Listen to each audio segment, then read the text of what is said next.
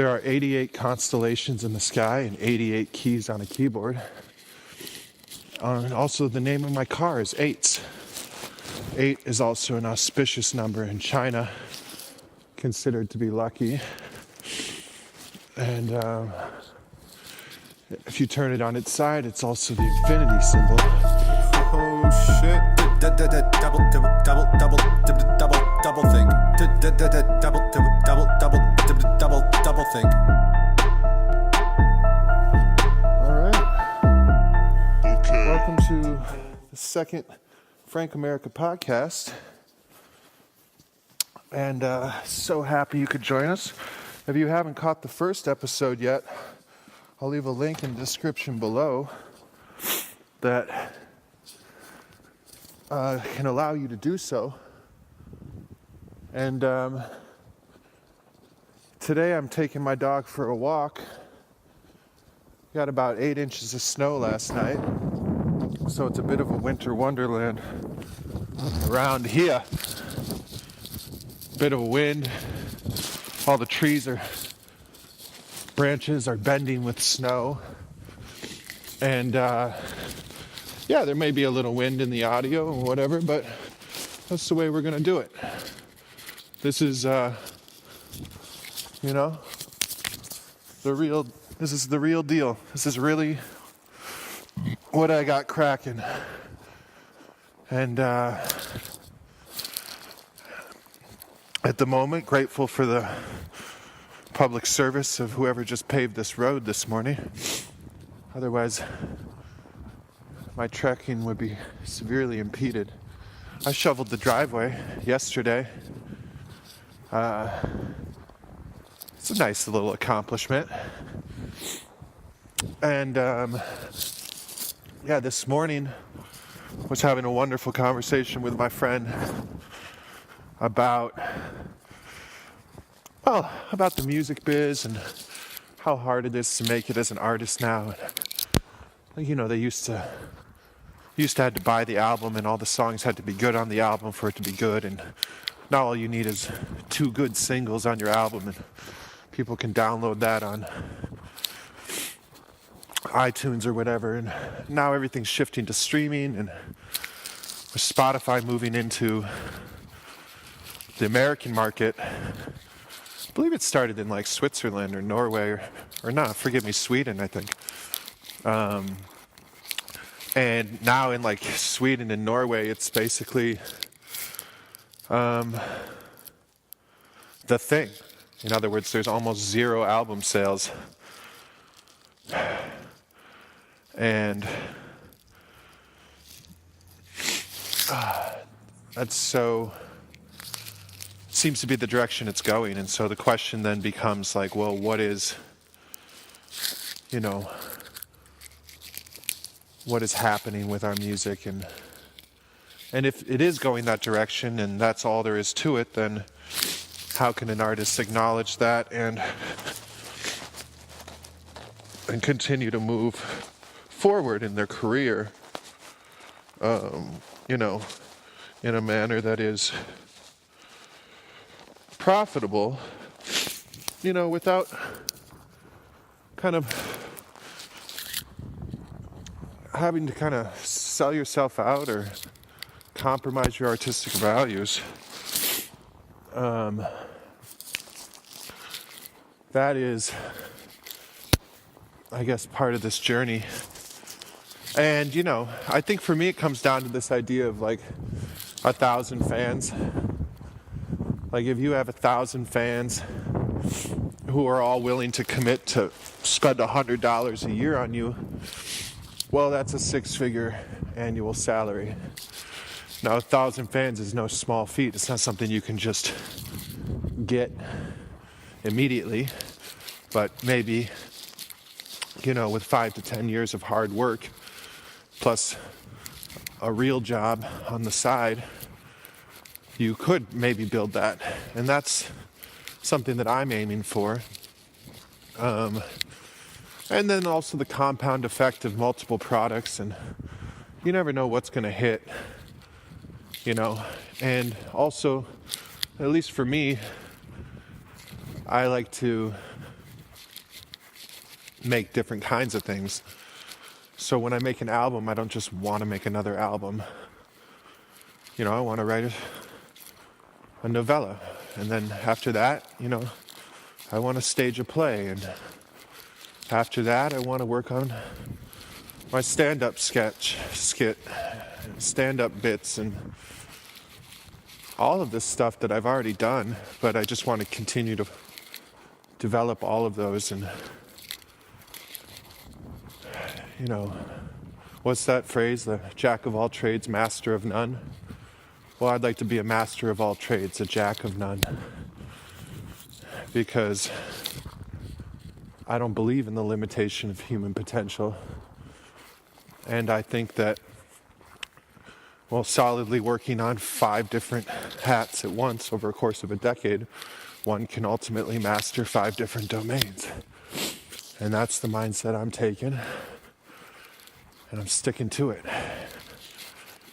And if it means, you know, I'm just playing AAA ball in all of those categories for the rest of my life, well, so be it. But no one's going to tell me I didn't try.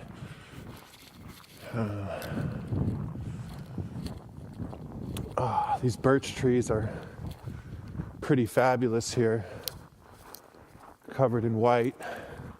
This kind of white on white. It's interesting how the white of the snow is whiter than the white of a birch, and how white has all these gradients. And that's the other thing my friend was mentioning, how water frozen turns to crystals, which are white, and how white is all colors when it looks like the absence of color. So the kind of presence and absence of all things in what appears to be no things. I was driving yesterday, traveling through a snowstorm, and it was just white out, you know? And it reminds me of like a drawing, you know, it's a blank white piece of paper, and at the bottom it just says like snowman in a snowstorm. I love stuff like that. It's about how you approach it and how you perceive it is really what defines what it is. And that no object is isolated apart from the way it's rendered by the perception of the object. So I hope you can feel the Arctic winds blowing. I sure as shit do. And yeah, so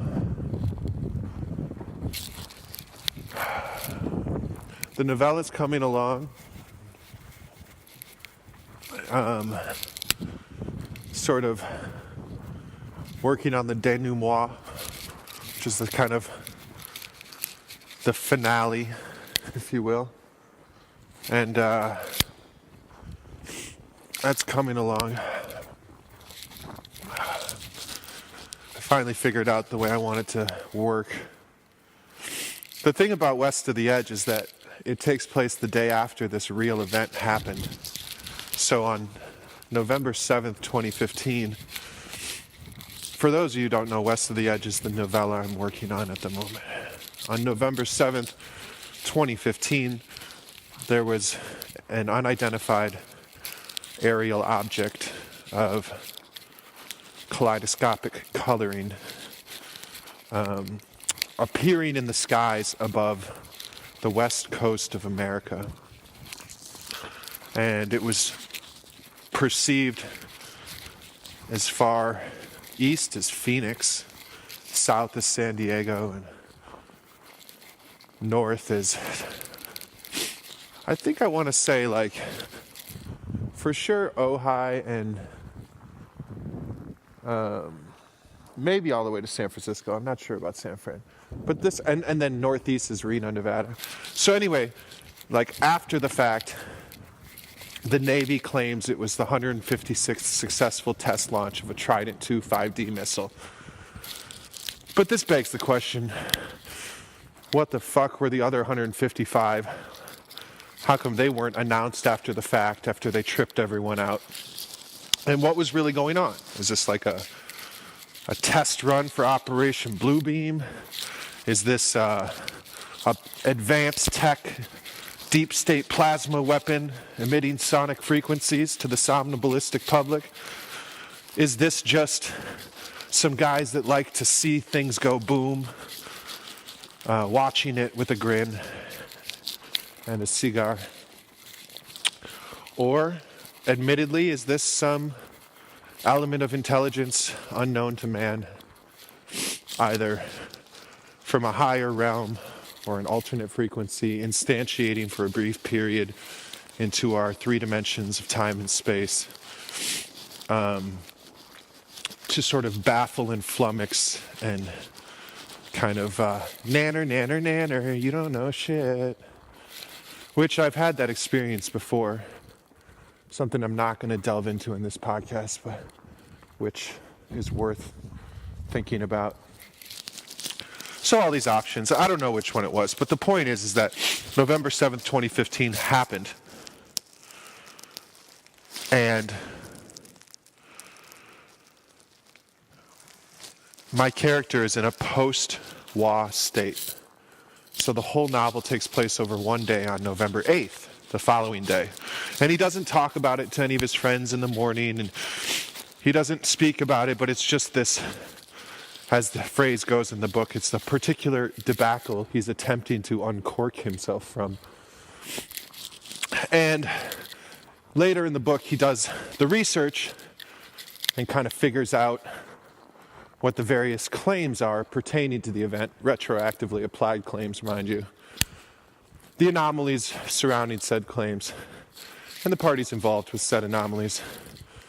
And this sort of triggers a kind of a tripwire, and his computer freezes up, and part of the article is deleted, and this is all based on a true story. This actually happened to me. And then I took a little creative license, melding another kind of anomalous experience that happened to me. And this character gets a phone call and gets invited to the place where the people that are aware of what's going on, they want to see if they want to bring them in because, better a friend than an enemy kind of thing. Like he did all this investigative journalists and, it's like, either you're going to end up like Kill the Messenger, which is a great movie based on a true investigative journalist, Gary Webb, who was killed for exposing the CIA's affiliations with the importing of crack cocaine from Nicaragua and the dissemination of it into ghettos in America. Played by Jeremy Renner, or Brenner, who's a great actor. But ultimately, Gary Webb wouldn't succumb or recant or back down, and consequently, I guess he committed quote-unquote suicide, apart from his wife and kids in some apartment building. And that's kind of what goes down with these investigative journalists is like, you're going to play ball or... And I'm not saying this is implicitly tethered, like Gary Webb's scenario, to any inherent kind of public government. But the book and the article speak for themselves. It's real research, I really did, and my computer really did get... You know how it happens when someone taps into your mainframe and then you lose control and the next things are happening on your screen that you're not doing. And that all happened to me in the wake of writing this article. So I wove all of that into this book with creative license. So he meets the Masonic overlords or whatever. And they pitch him to join the club. And he kind of gets let into more of the secrets of the society. And I took creative license with all of that because I don't fucking know. But I had fun taking that creative license and enabling myself to imagine what something like that would be like. And I went, maybe a bridge too far with respect to what the technological capacities might be, or maybe a bridge too short or too near. That's the thing about not knowing what's really going on, is you don't know what you don't know, and you don't know if you're right. But all of this is to say that the book itself, it's going to be a short little book. You can hold it in your hand, kind of like 4 by 7 inches, about 100 pages. Day in the life of this guy named P. Starts out as a super science nerd and ends up kind of having the veil lifted around him based on, to the extent it was possible, real events that really happened in my life and real people I really know, with some creative license for particular plot points that I felt were relevant. And it's a fiction book, so I'm not pitching it as nonfiction, but vis-a-vis Joyce, who interwove lots of real events into Ulysses, I kind of took the same creative approach with West of the Edge. So look for that. Hopefully by the next 2 or 3 podcasts, I'll have a link in the description below where you can just go ahead and pay the monies for it. And this ship-on-demand company will print it, ink it, mail it to you. And I'll get a small cut.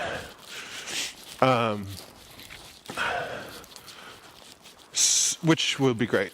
Not doing it for the money, but it doesn't hurt to get a little, get your lunch spot here and there, $5-10 here and there. And I put a ton of work into this. I've been working on this book for 3 years, on and off. I've got a lot of projects like that. I've been working on one book, my opus, I've been working on for 10 years. And I work on it like twice a year. It's not like every day.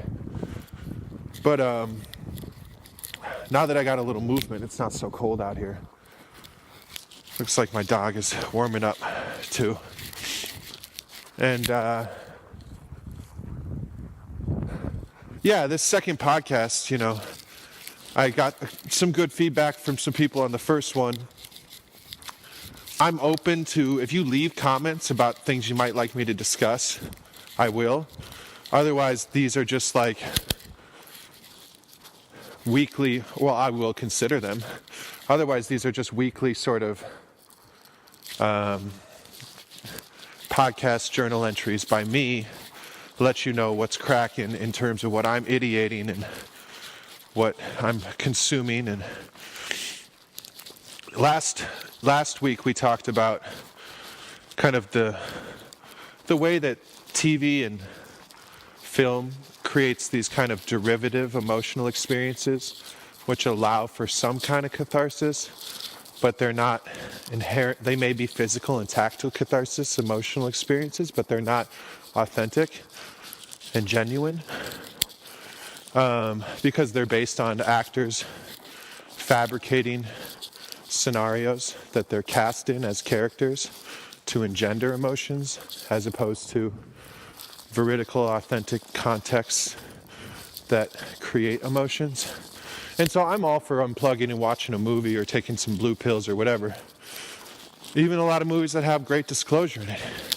And that's why, but it's important to understand, or at least get the gist of, that this is different than the light of the real world and the light of day and the people you touch and see and feel and hear.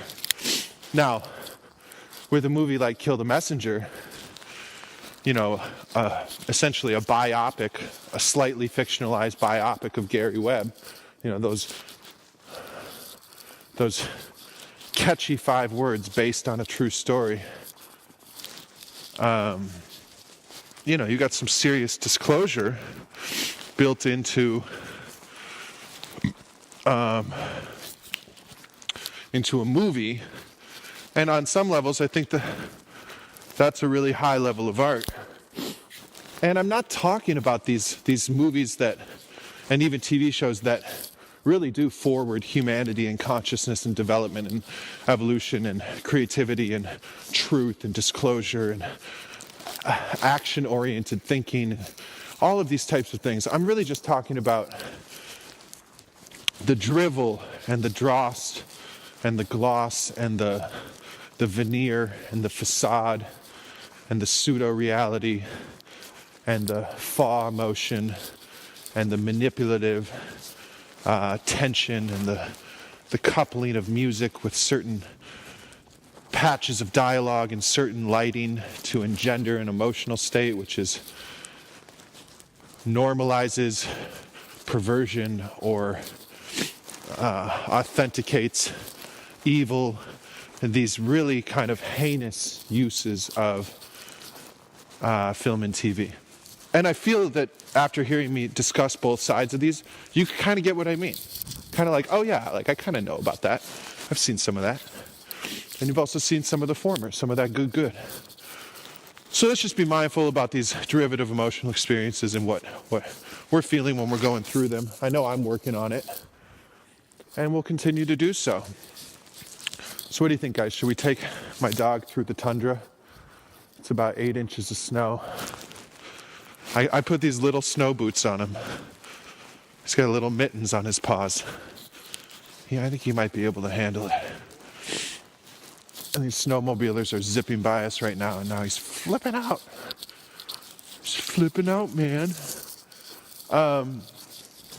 So projects that I want to do in the future, I wrote this 2-man, 1-act play called Levels. I'll leave a link to a stage reading of it. And it's inspired by My Dinner with Andre, which was this Broadway play, and then they made a movie out of it. But it's basically like 2 old friends meet in a cafe, and one of them's been all around the world and learned a bunch of shit, and the other one's been writing plays in New York, and they catch up. And it's very disclosure-addled. You've probably seen famous clips from My Dinner with Andre. I'll leave one of those below too. Anyway, I want to stage that play and put that on. That's another one of the things I'd like to do as a playwright. That's what I'm classically trained as. I studied playwriting at NYU.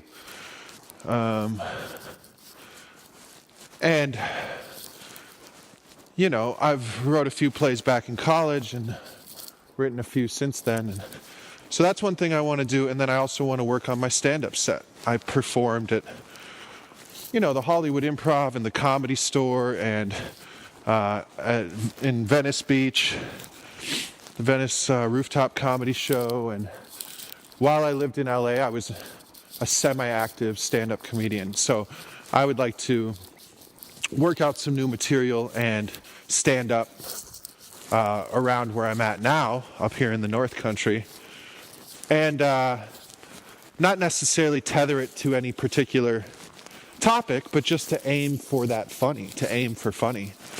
And as I put that material together and perform, I'll be sure to get some video of it and put it up on the channel for you guys and gals that are interested in following that type of thing. So projects on the horizon are this play and some stand-up material, and obviously we're working on by we I mean the royal we, haha. I'm working on finishing this novella, which is really close. So what else can we talk about? Nobody really wants to touch politics with a 10-foot pole today. And I'm not really inclined to do so. If people ask questions about what they want to hear things about, I probably will talk about some stuff. But it's not really high on my operating list.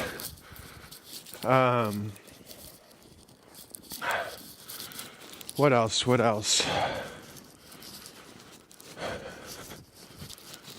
Yeah, the government shut down. I mean, it's not like they're not delivering the mail, but the only interesting thing I'll say about that is that, in my understanding, it was a $250 bill that Congress was going to fund the government with, and the $246.3 billion of the $250 billion congruent, parallel, agreed upon, and that additional $3.4 billion for border security was the reason we shut down.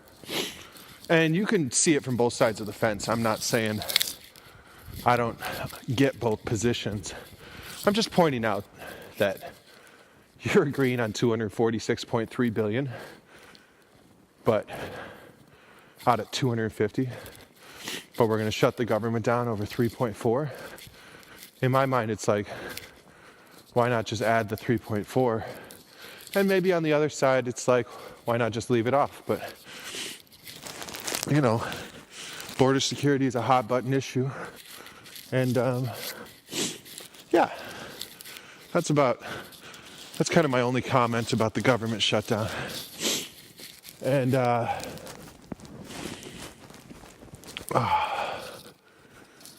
what else?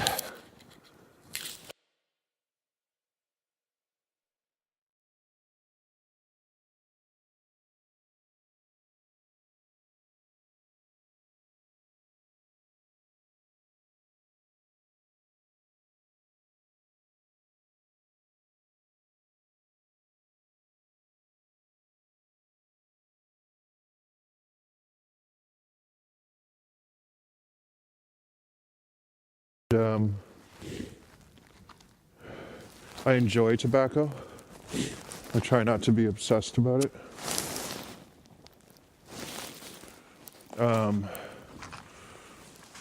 When I realize that it's a medicine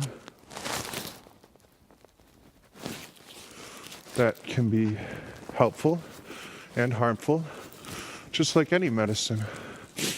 Take a couple Advil, maybe, not to say you should, fuck Advil, but for the purpose of this point, take a couple Advil and your headache goes away.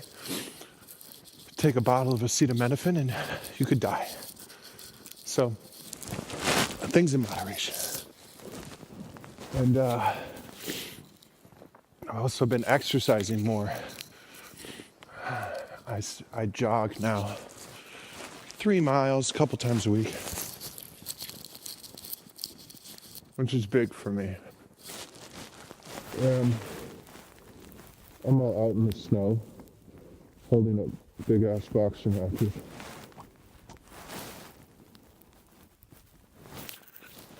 Okay, now it's lit.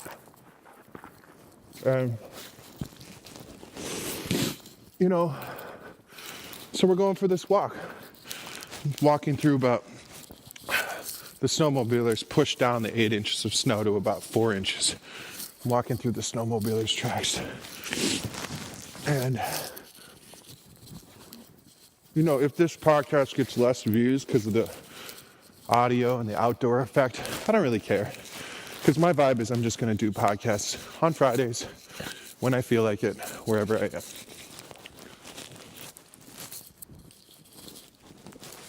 I'm not really interested in trying to create a standard.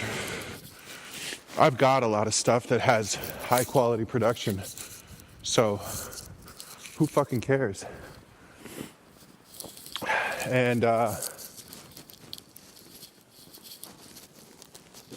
yeah. What else? Started listening to a little bit of Owen Benjamin last week. He's funny. I don't necessarily agree with all of his views or anything, but I just like how in your face he is. I also thought it was interesting how he started the kind of big bear thing.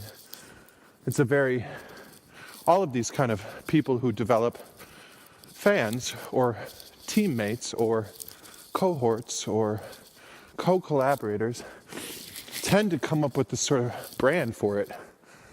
And not that I'm anywhere near that level or anything, but if anything like that were to develop, I'd like to tell you a little bit about the name Frank. So if you listen to the first track on my album, Magnetic North, it reads the etymology entry for the adjective of the word Frank.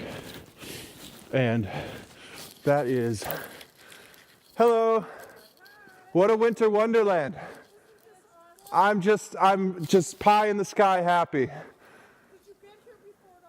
I got it. I came in through the storm. Yeah, but I got in yesterday and shoveled the driveway, and We're good to go. Oh, we're the one, the last one at the end of the Narrows. Nice to see you again. This is Teddy. Yeah. No, I just came up. It's so great. They're the same booties that they use for the dog sledders. Really? Yeah. When the... Is that what it's called? I came up with a friend. Yeah, so there's two of us up here. Do you get to stay for a little while? I'll be up here for another day or so, Yeah. then back to the city. But anyway, it's pretty sludgy at home. It sure is. This is better. This is a lot. I like the cold. We all decided to come Wednesday to beat A day the storm. early. Yeah. So we woke up Thursday to the snow. It snowed all day yesterday. Oh, wow. It's just We've best gotten a I've ever foot. seen. Yeah, it's about right. There was just a little here before we got here. Yeah. Not Yeah, more than at home, but yeah, And it mostly stopped last night, right? We didn't get much yeah. In over the in night. morning. Did, plowed It's it. still He plowed at about 4:30, Uh-huh. and then we've got 3 to 4 inches since then. okay. So I think it was still snowing a little bit when I went up. Oh. At early 9:40. Well, I wouldn't mind a little more, actually. We'll see how it goes. Is this falling off? With the little birds. I know. Was one? Did he? Oh, snap. I know, we did too. We lost 1 out of 4. Oh, yeah. But you might, I might backtrack. yeah. I think I will. I think I'll see if I can find it. All right. Good to see you guys. Yeah. Yeah. Enjoy the winter wonderland. Teddy, we lost one.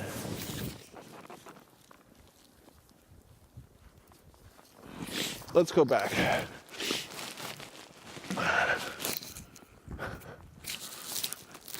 Yeah, so that's neighbor nice. I'm going to cut out the part where it says anything too personal. Teddy lost a boot. So now we're going to go back and look for it. And hopefully we can find it.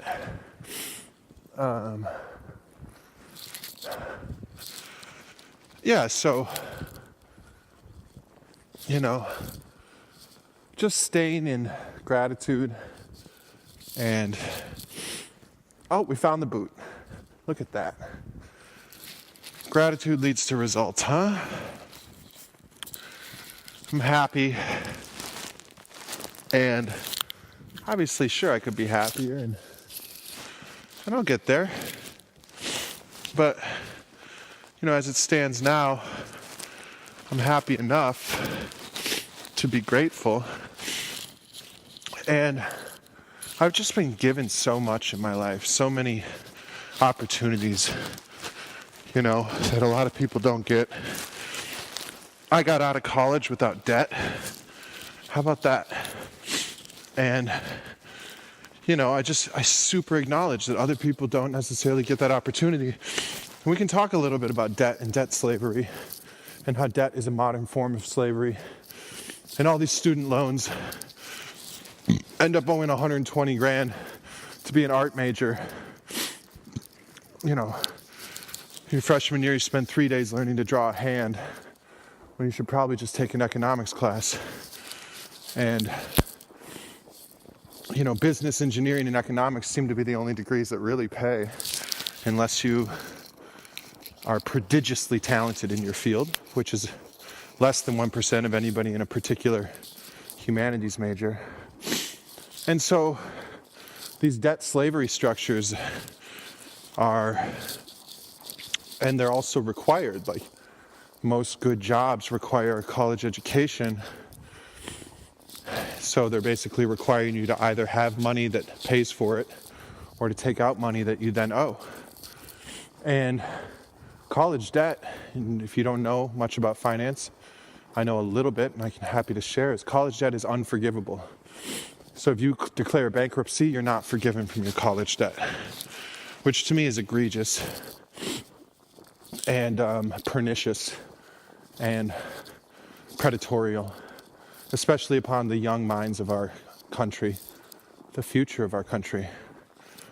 So, the best hack I can offer for college is do 2 years getting your general credits, freshman and sophomore year, whether you're at Harvard or Joe John Smith's State College or community college. The freshman and sophomore year requirements, with the exception of, maybe the quality of the teachers, are essentially the same.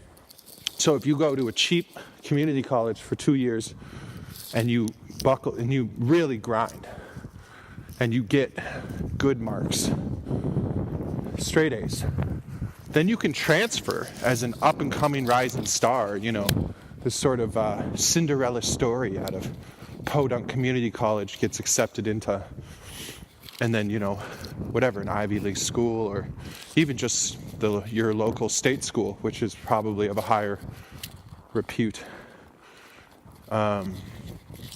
than the various community college where you got your generals at. But that's one good hack. Another good hack is you can be an athlete and get on in scholarship. And another good hack is to, you can do your entire 4 years of collegiate education at a cheap school. And then you can, go to law school or grad school having got good marks at a no-name cheap school, because that type of thing looks good. Like, here's this person that went to such and such community college, got great marks, and now they're applying to the university, your state university for law school or business school, because really that final degree is kind of the one that defines you. So that's another hack. And then another route I would say would be trade schools and working on building your own business. And instead of going $120,000 in debt, to major in finger painting, you could learn a trade and start a business. And that's how you make money. And you have to make money in this world unless you're given money to be alive and to flourish and to not be, basically, if you're not solvent, you're, half a step away, a cough away from having your assets taken from you. So that just kind of touches on that. And we made it back to my driveway now. All four hoof mittens intact. My cigarette went out, so I'm going to light it up again at the end of the driveway. Check the time on this here podcast. If my psychic time meter's running correctly, I'd say I got about 15 minutes more to go. So that is, kind of what's going on. And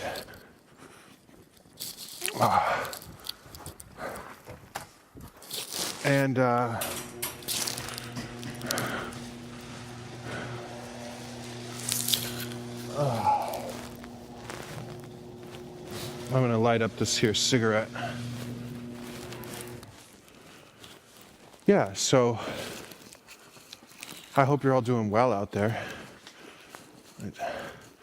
And I do encourage you to ask me to talk about things. I'm not, as mentioned in the last podcast, I'm not too keen on delving into the aspects of dishonesty and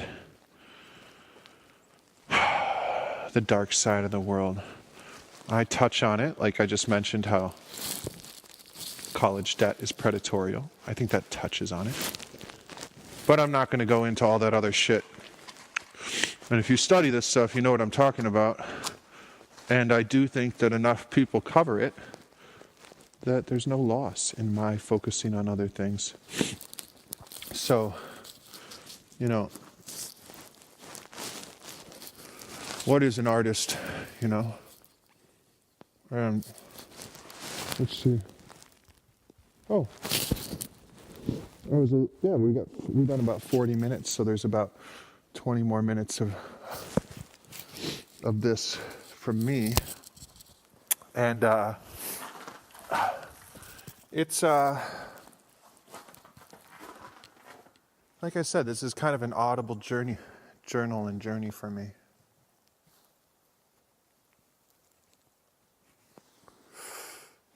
I mentioned I shoveled my driveway yesterday. There's something really profound about shoveling your driveway. And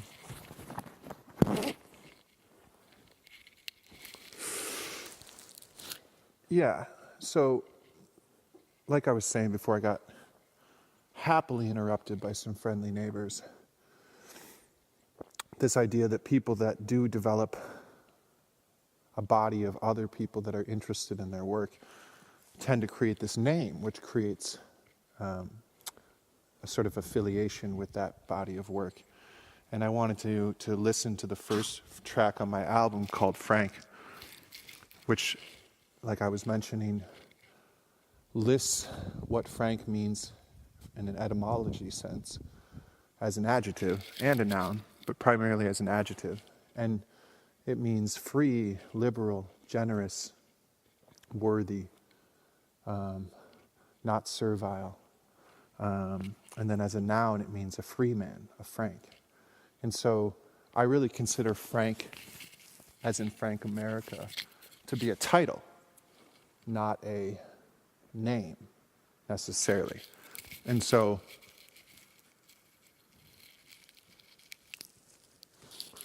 you might be Frank too, is this kind of idea.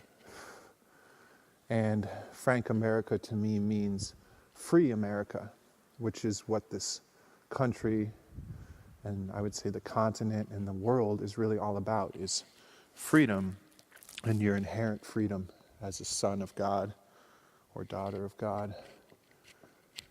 And that you can maybe identify with this title, Frank, and that I am by no means laying claim to it, exclusive claim. And so, Franks, a bunch of Franks, you know. And maybe in the future I'll live stream so we can get that chat going and I can interact with people as they talk and listen.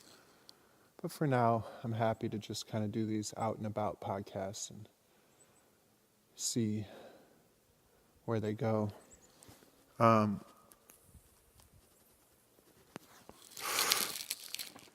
so I'll leave a link to that track, Frank, below, as well as a couple links to where you can stream and or buy the album. And yeah, just what a beautiful time to be alive, and so grateful for the light of day. And if you haven't heard it, I'm going to leave a link to the last 10 minutes of my previous podcast, which talks about the importance of the light of day. And to kind of circle back to the opening discussion about film and television, is that, in a sense, these are a false light. You know, the television, the electric bulb, the flashy lights and sounds designed to engineer emotions are kind of a faux reality. And we talked about how they can be used for good or evil. Neither of which, I think, supersedes this notion of the light of day, of being under the light of God in this world, walking on this plane, and knowing who you are, where you are, and what you are. You know, a lot of people don't know who they are, or where they are, or what they are. And on some level, maybe it is unknowable. But I think there are degrees of knowing within that unknowing that can help you along your way. And as you understand, or understand, or overstand your position here, I think that can be very empowering. And that can put you in a place of actualization. So I wrote my master's thesis on self-actualization. and kind of this whole process of what it means to become self-actualized. And I don't even think that I am self-actualized. But I do think that I'm aware of the process and that I'm moving towards it as a goal, even if it is kind of like a Zeno's paradox where you're only going half the distance to the goal, and so it's kind of this infinitude, this unattainable destination. But therein is this notion that the journey is possibly more important than the destination. And that's kind of what I think about life, is like, okay, so say I finish an album, and then what? Okay, now I want people to buy it, and then what? Okay, now I want to be acknowledged for my musical skills. Okay, and then what? Now I want someone to ask me to do a show. Okay, and then what? Now I want to be brought on a speaking tour, and then what? And that none of these kind of incremental results are the point. The point is the journey, not the result. And that's how I like to conceive of my life as an artist, doing what I can to make the money I need to survive, and doing my best that doesn't compromise my art, and that ideally one day my art can provide that. And I do feel optimistic that platforms like YouTube can enable someone to get a reasonably small side income, which can further their art. And I've been listening to a little bit of Gary Vee, Garyvee on Instagram. And he's just funny because he's got all these kind of notions of success and how to build your brand. And, ooh, the sun just broke through the clouds. So check out Gary Vee. I think he's very inspiring. And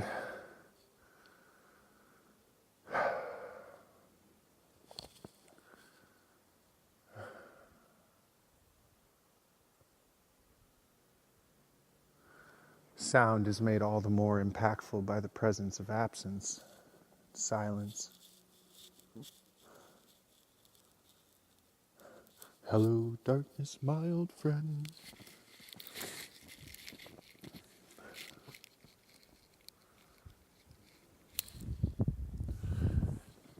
I've come a long way from living in Venice Beach, California, where it's 76 and sociopathically sunny every day, to the land in the north here, where we're lucky when the sun breaks out during the winter time. It makes me value the sunlight more. And, I think that it's good to have seasons. And I think the death of winter is vital to the creative process. This notion of hibernation, of living in a body that experiences the change of the seasons to mark the increments of time. And I do kind of think, to kind of further this analysis of film and television, that the omni-sunny state of LA contributes to this, like, always be young, always be smiling, like this kind of, it's almost like a fake reality. It's not really true to the nature of the earth and the seasons that the majority of the people on the earth experience. And different strokes for different folks, A lot of people live around the equator, and that's the world they deal with. Every line of latitude is about 69 miles, or 70 on average. So whatever latitude you're at, you can multiply it by 70, and that's how far you are from the equator. Just good little things to know. And what else? So keep your eye out for West of the Edge. I'm going to do a full audiobook of West of the Edge, give it to you for free, and then I'm going to have a link in the description of each section that lets you click on a pay to purchase the real book. And this great website, lulu.com, will just print it and mail it to you. I'm really excited for that to come out, just because I think it's one of the better things I've written. And I think that that will be good for people to read and observe. And I'm totally open to critique. I don't think I'm the best writer, but I do think that I'm good enough to take a swing at it, and that's why I'm doing that. So I encourage you guys all to take your swings, and if I can help in any way, and it serves both of our highest goods to do so, then I'm happy to help.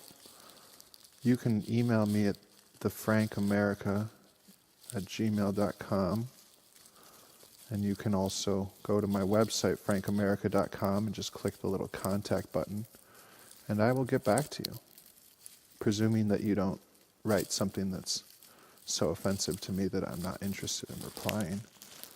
But within reason, I will get back to you.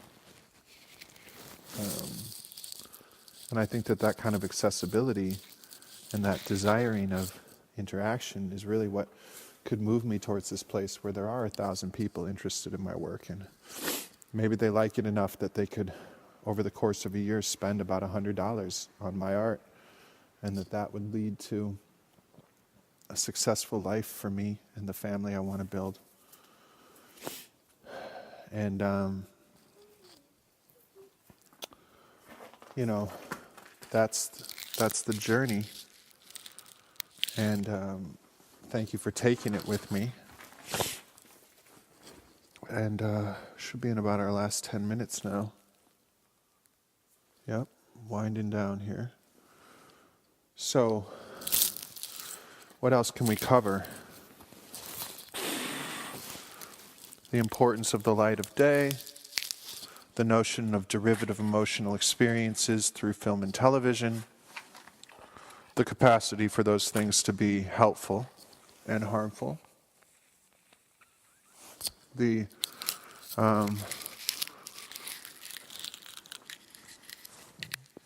this idea of 1,000 people, and this notion of becoming someone that can create, be a creator. If you produce culture instead of just consuming it, then you're an active participant in this journey that we're all on together. And even if you're doodling or knitting a sweater or baking a meal, all of these are forms of creating culture. Anything that is, there was a bunch of recipes and a bunch of small things, a bunch of words, and you turned them into a poem. Well, welcome to the club, And I think everyone is an artist. And even if your art is being a fucking economics guy. Let's use this as the outro, is this idea of economics and what is the market. People talk about, the Dow is up, the Dow is down. The market dropped 100 points today, what is this system, and to what degree does it contribute to our happiness? A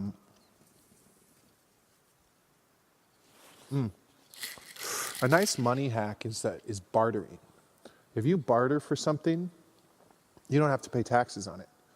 If I give you a cow and you give me 2 wheelbarrows full of fruit, that is not a taxable situation. So you get these people that are anti-tax, and I just think tax applies in the places that it applies. And if you find a way to live your life in such a manner that you're bartering and not buying, well, that's a non-taxable scenario. So I encourage people to barter. If you have something of value to someone else, give it to them. And if they have something of value, you can exchange it to them. And it's a great way to live a tax-free environment. And I also encourage people to pay their taxes.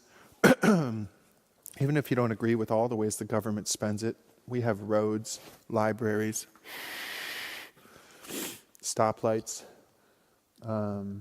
sanitation systems, recycling plants. So many values are provided to you, amenities, by these taxes. Yeah, maybe you don't agree with, fighting in the Middle East for oil or something. Well, neither do I. But it's hard to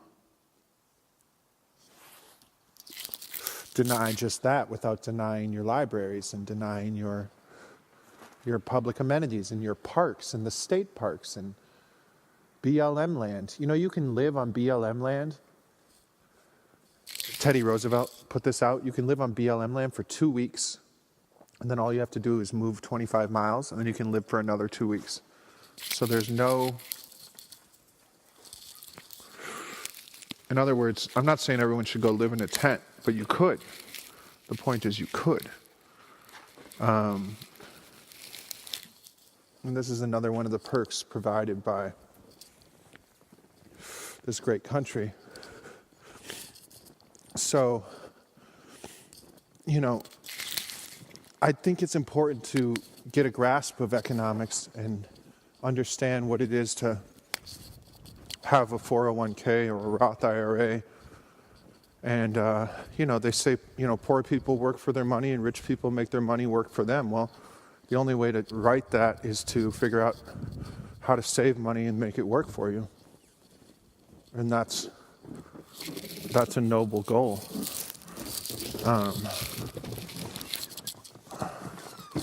So,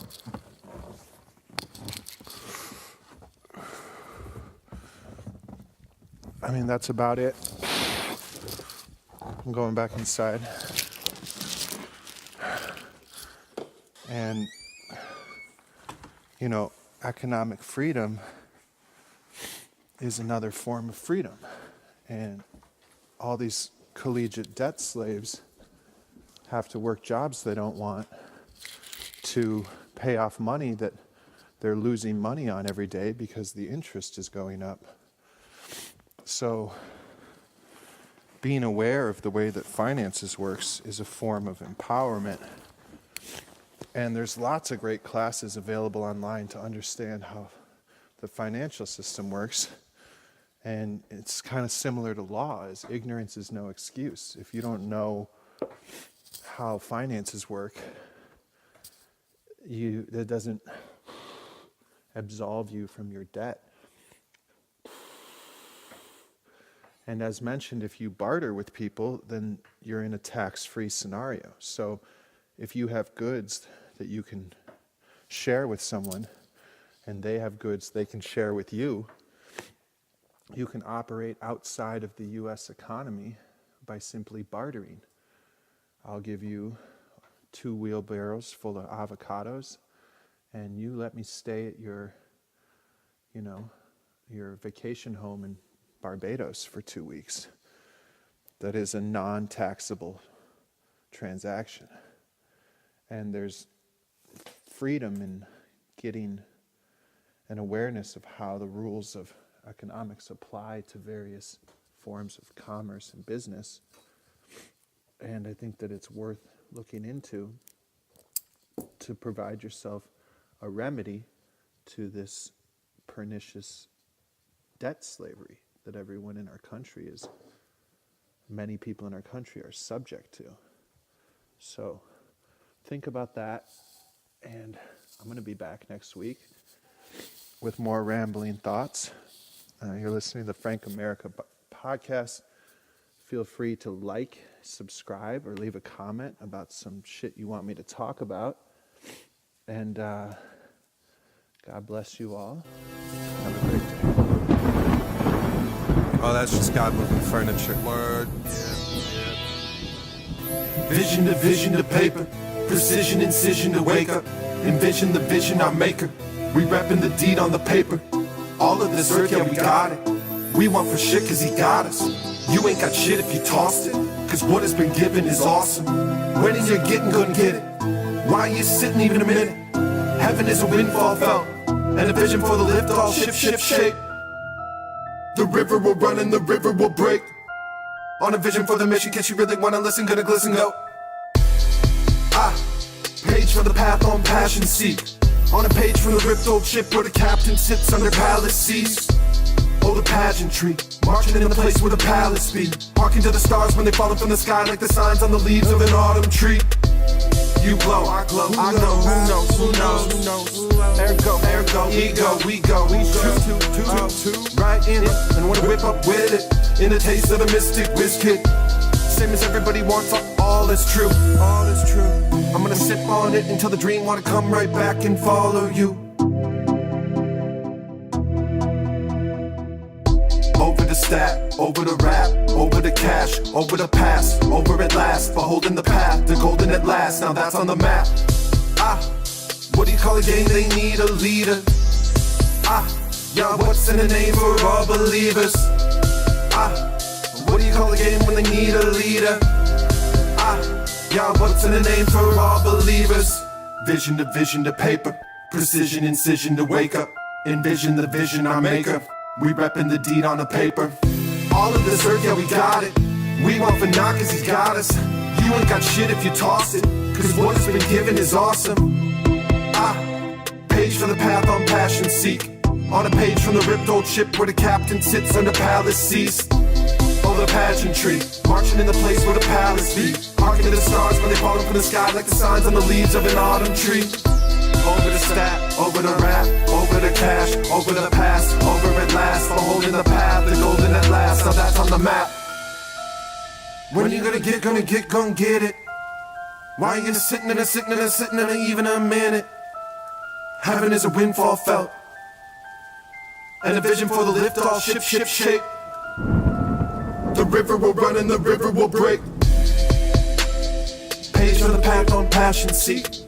On a page from the ripped old ship where the captain sits under palace seas. Oh, the pageantry, marching in the place where the palace be. Harking to the stars when they falling from the sky like the signs on the leaves of an autumn tree. Over the stat, over the rap, over the cash, over the past, over at last, beholding the path, the golden at last, now that's on the map. Like the signs on the leaves of an autumn tree.